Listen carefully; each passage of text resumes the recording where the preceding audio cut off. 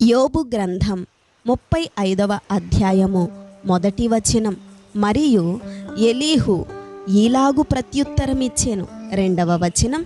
నేను పాపము చేసిన ఎడల నాకు కలిగిన లాభము కన్నా నా నీతి వలన నాకు కలిగిన లాభమేమి, అది నీకు ప్రయోజనమేమి అని నీవు చెప్పుచున్నావే. 3వ వచనం. ఇదే న్యాయమని నీకు తోచినదా? దేవుని నీతి కన్నా నీ నీతి ఎక్కువని నీవు అనుకొనుచున్నావా? 4వ వచనం. నీతోనూ నీతో కూడానున్న నీ సహవాసులతోనూ నేను వాదమాడెదను. 5వ వచనం. ఆకాశము వైపు నిదానించి చూడుము, నీకన్నా ఉన్నతమైన ఆకాశ విశాలముల వైపు చూడుము. 6వ వచనం.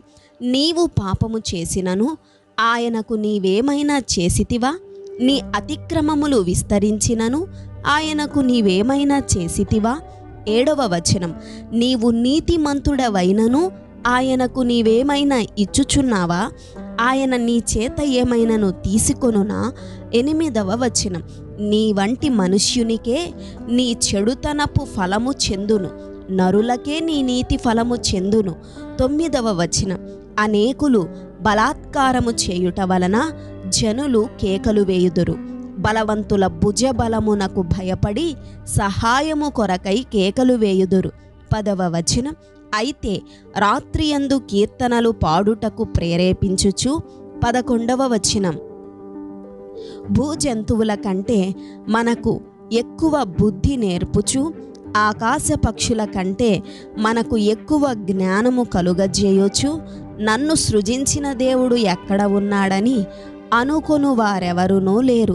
12వ వచనం. కాగా వారు దుష్టులైన మనుష్యుల గర్వమును బట్టి మొర్రపెట్టుదురు గాని ఆయన ప్రత్యుత్తరమిచ్చుట లేదు. 13వ వచనం. నిశ్చయముగా దేవుడు నిరర్ధకమైన మాటలు చెవిని పెట్టడు, సర్వశక్తుడు వాటిని లక్ష్య పెట్టడు. 14వ వచనం. ఆయనను చూడలేనని నీవు చెప్పినను వ్యాజ్యము ఆయన ఎదుటనే ఉన్నది, ఆయన నిమిత్తము నీవు కనిపెట్టవలెను. 15వ వచనం. ఆయన కోపముతో దండింపకపోయినందునను నిశ్చయముగా దురహంకారమును ఆయన గుర్తింపకపోయినందునను. 16వ వచనం. నిర్హేతుకముగా యోబు మాట్లాడియున్నాడు, తెలివి లేకయే మాటలను విస్తరింపచేసియున్నాడు.